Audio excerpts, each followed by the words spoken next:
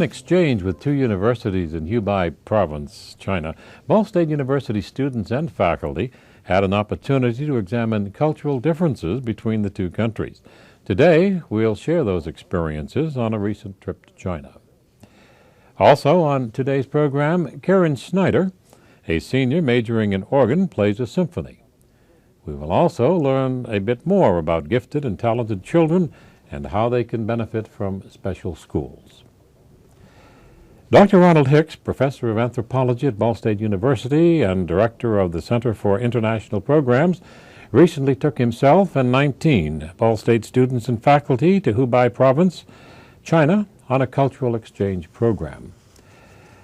Dr. Hicks, how does the affiliation between Ball State and the Hubei Provincial Educational Association in China work? Well, in effect, we have a number of students come over from China each year to study at Ball State on advanced degrees. So far, these have all been people who are actually faculty members in one of the institutions in Hubei province.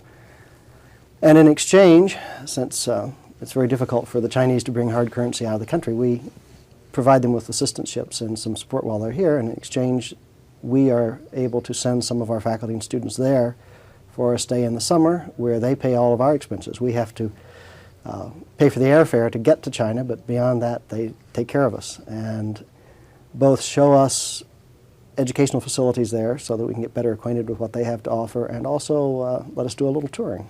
What did you think of the educational facilities you were shown? Well, the Chinese university system went through a period a few years ago during the Cultural Revolution where they simply shut down all the universities, and they're trying to rebuild them at the moment. And they are doing an awful lot of building. This is one impression we had really throughout China, the amount of building that's going on. But at the universities, they are rapidly expanding the size of the universities, and they're trying to build up the faculties as well. When you visit an area such as Hubei province, are you shown showcase educational facilities, or do you show what they actually have? I mean, do they try to influence your thinking? Not really. They, I think, are very interested in having us know exactly what's there so we have a better idea of how we can help them. The Chinese idea, I believe, in these exchanges is really because they feel that we have a lot to offer them. And it's to their advantage for us to know just what they need. We didn't feel at any time that we were being shown sort of showcase situations. We were much of the time left to wander around and talk to people on our own. One thing that surprised us, in fact, was the openness we encountered. And they tried very hard to answer our questions, and if there were things that they felt there were problems with, they didn't hesitate to say so themselves. How about language? Do they speak English to some extent? That was another surprise. There's a tremendous amount of English spoken. We were in some very out-of-the-way places where we saw signs in English and Chinese.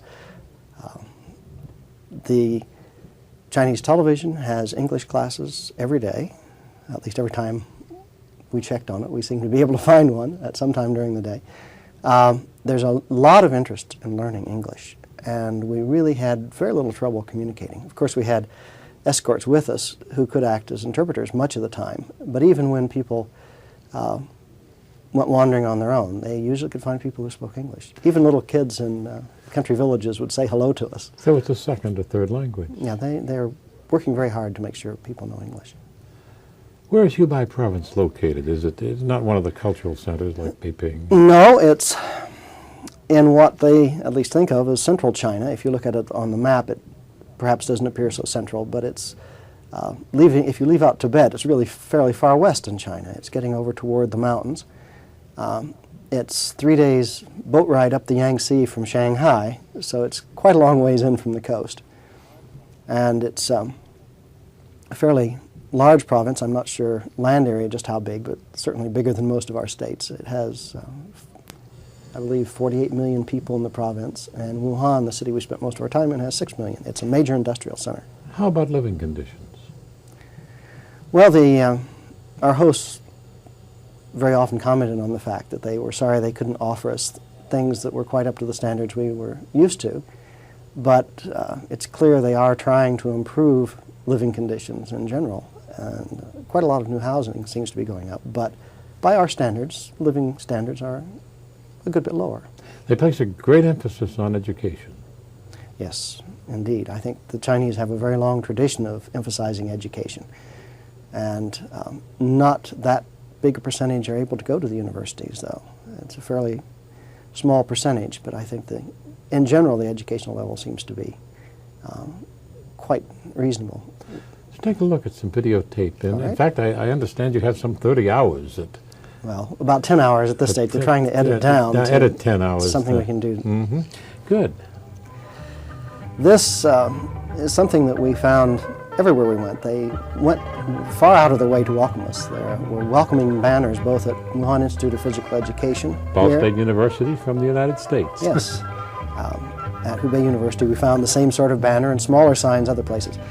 They put us up in housing that has been built specifically for visiting faculty and visiting scholars. It tends to be somewhat better in most cases than the housing they provide to their own students. That building we just saw was where we stayed in Shanghai, and they gave us a good chance really from the beginning to wander around. These pictures were taken the day after we arrived by some of the students who simply wandered around the campus and walked into a building where they were having gymnastics practice. And they excel at gymnastics. Oh yes, we were very impressed by the gymnastics. In fact, I think a fair amount of what we learned was just from wandering around. Here's another example of perhaps not exactly gymnastics, but the types of exercises you frequently see people doing early in the mornings on the streets. And they just happened on this. This wasn't posed. No, they were just wandering around in the morning. We also got to do quite a lot of sightseeing.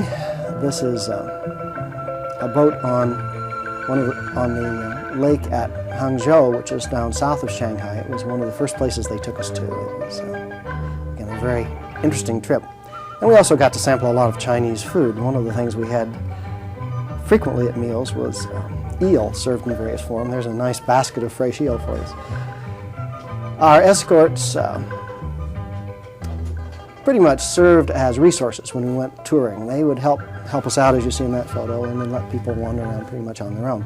They also gave us a number of orientation lectures. Here is one of the lectures on, in this case I believe it was Chinese geography, that was given to us in Wuhan. They tried to give us as much background information as they could about the culture and the country. They also entertained us a lot, and we found very early on, expected us to reciprocate. So we hadn't been expecting that, so we had to put together a show sort of on the spur of the moment. In this case, I think we were singing She'll Be Coming Around the Mountain. We also sang Back Home Again in Indiana every chance we had. Exhibiting some hidden talent that we weren't aware of here on campus. Showing a lot of enthusiasm. One of the other things that we did have a good chance to see, where we were visiting institutions that had any sort of art training or performance training, they gave us demonstrations. This is at an art school in Wuhan, and they had 2 or 3 other faculty members do painting demonstrations for us. We now, after this was done, they mounted this on a silk scroll, and we now have it. Isn't that lovely? There's such a nice feel to Yes. They also let us play around when we went to a theater school. All the students and some of the faculty members dressed themselves up in the traditional Chinese opera costumes. This is Kevin Gerhardt, who's in charge of doing much of this videotaping for us. I noticed that you do have a free association mingling with the Chinese. Oh yes, yes. We really found them very open, very friendly. They answered any questions we might have, and went out of their way to show us a good time and to be informative. They were really concerned that we learn as much as possible. And in return, they expected us to do a little teaching. So the faculty members on the tour were asked to give lectures. I think we gave lectures at about 12 different institutions within Hubei province. In this case, Tom Duncan from our Department of Journalism was talking about American advertising at one of the schools. They seem so interested. Yes, we had quite good crowds, good questions. They were all allowed to ask questions at the end. We also had a chance to visit families for dinner, and 1 or 2 at a time. This particular family is the family of one of our exchange students from Hubei province, Zhang Ming.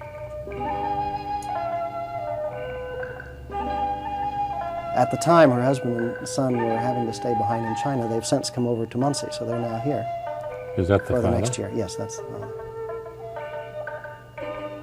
And is he teaching his son, or is this like our coloring books? Or? I think he's just encouraging him to keep up while the photos are being taken. Sure. We did, as I said, quite a lot of traveling. Part of it was by boat, much of it was by train. In this case, we're taking a train up through Hubei province.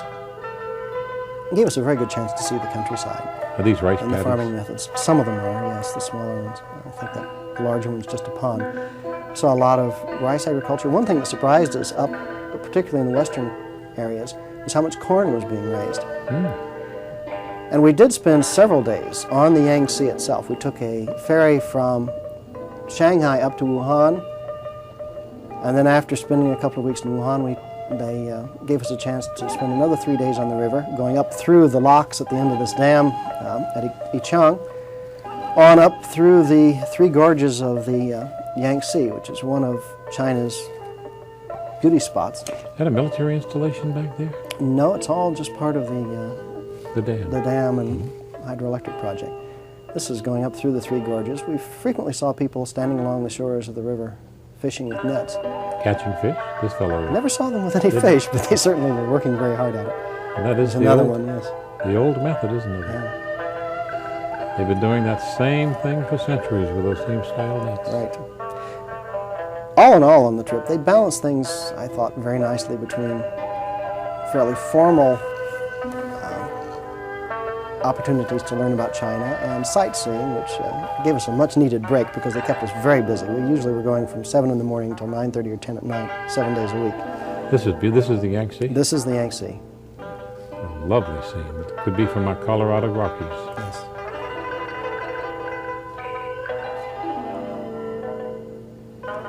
This particular trip took us on up through, well, it was an overnight trip. Then the following afternoon we stopped finally at the little town of Fengji. It's actually an old walled city in Sichuan province.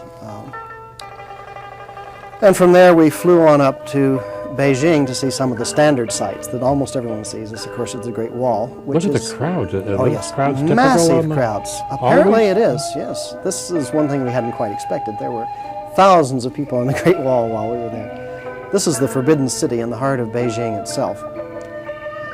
Still pictures of Mao.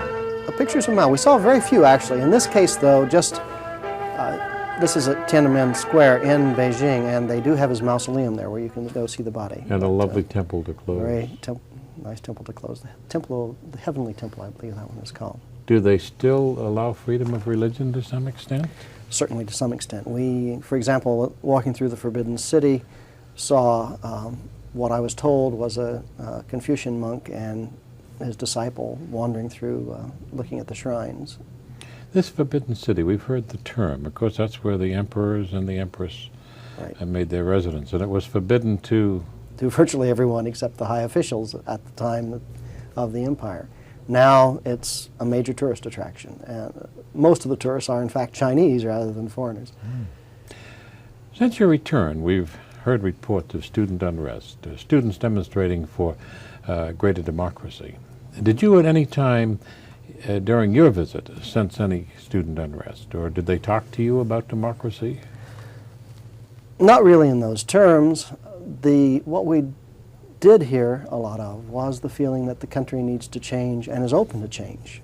So our impression was that the Chinese are taking a very pragmatic approach to things at the moment. They very much want to develop the country, and they are experimenting in whatever way seems necessary to do that. They are allowing a good bit of free enterprise, and they are looking at ways of loosening up the system. I have the impression, certainly from our stay there, that the students and the higher administration wish to loosen things up, but a lot of the middle bureaucracy is being very slow and cautious about it, perhaps because of the fluctuations of the past. But I think the demonstrations, the fact they're allowing the demonstrations to go on without really putting too strong a clamp on them, is a good indication of the interest in higher reaches of the administration and loosening things up a bit. Some of them, of course, would be very cautious since the Cultural Revolution, which yes. was devastating to the country. Yes, the people. absolutely. The one comment we heard again and again was that the Cultural Revolution had been an absolute disaster for China. Some of the people we talked to said that they felt it had set the country back at least 30 years in its development. And there's, I think, among the younger people, the ones who were denied the chance to go to the university when they should have, there's a good bit of bitterness as well. Well, Dr. Hicks, thank you very much for sharing your trip with us. Dr. Ronald Hicks, Professor of Anthropology at Ball State University and Professor of Anthropology and Director of the Center for International Programs, has been our guest talking about the exchange program with Hubei province in China. We're pleased to present a performance by Karen Snider, a senior from Evansville, Indiana, majoring in organ at Ball State University. Here she plays an excerpt from the first movement of Charles Murray Vidor's Fifth Organ Symphony on the organ at the First Presbyterian Church of Muncie.